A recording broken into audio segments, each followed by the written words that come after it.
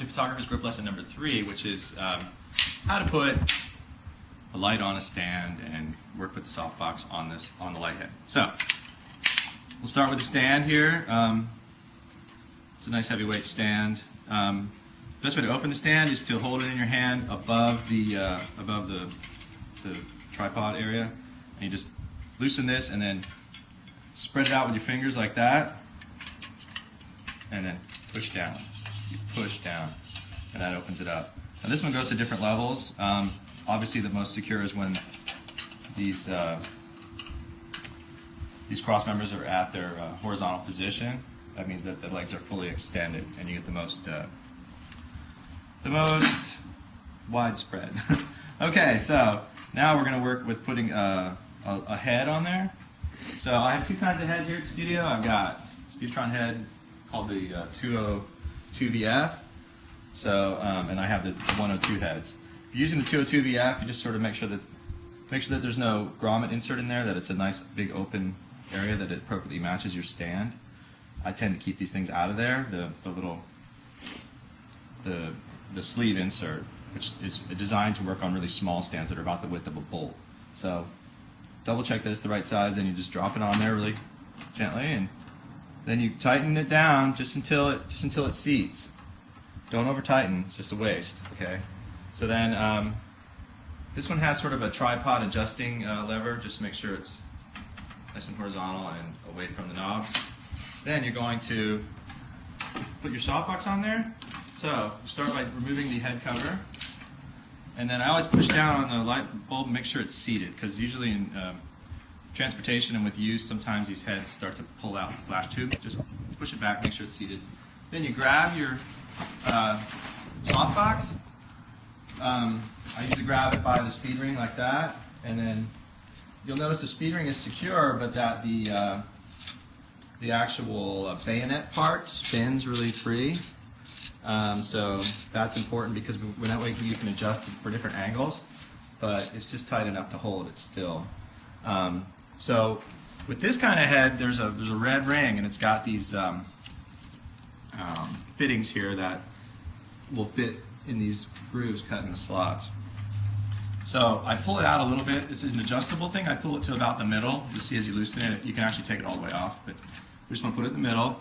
Then so when they're both in their horizontal position, for instance, I just set it on there, and when it feels right, now here's where you're going to have to get a view of this, Sean, is with this hand I'm gripping this really tight so it won't spin free. The bayonet part, I'm holding that really tight. Then I'm pushing it to make sure it's seated. Then I grab the red part with my left hand and I start moving it until it seats on the bayonet. You need to turn this in a clockwise pattern. And then now, once it's seated on there, you can spin this freely for different adjustments.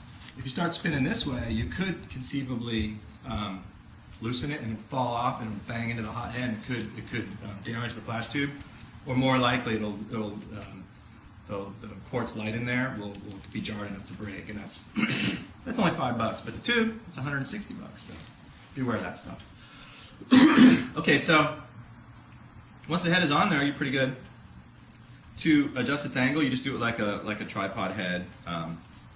Not the best design, but it'll do.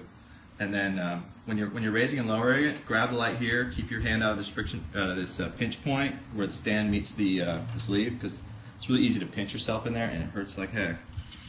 So you just raise it up. Always start with the top section, then you can go to the second section. I recommend, if you're gonna raise a light past this first section, that you sandbag the light.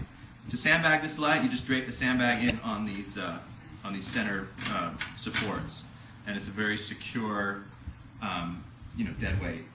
So, but then if you want to go to another section, you would just pull it like this, one at a time. Always start with the top, and when you lower it, you start with the bottom, and go to the top. Always keeping your hand above this pinch point.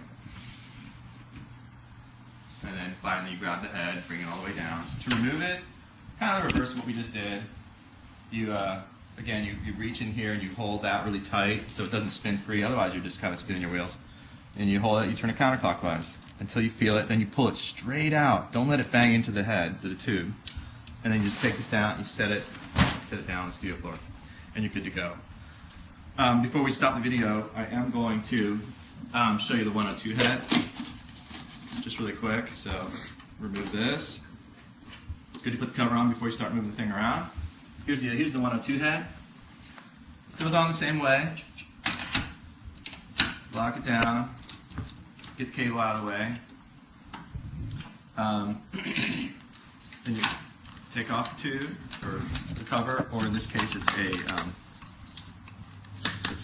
pan, 45-degree pan. I'm gonna drop that. So make sure this is seated. Then you take the flathead.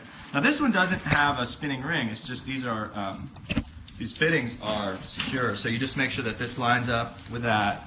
You put it on, and you turn the actual box itself counterclockwise, the opposite, counterclockwise, till it seats, and then you can move the head free. You can move this thing freely. When you take it off, you do the same thing. You grab it here and keep pulling, being careful to not bang your tube on the way out. That's it.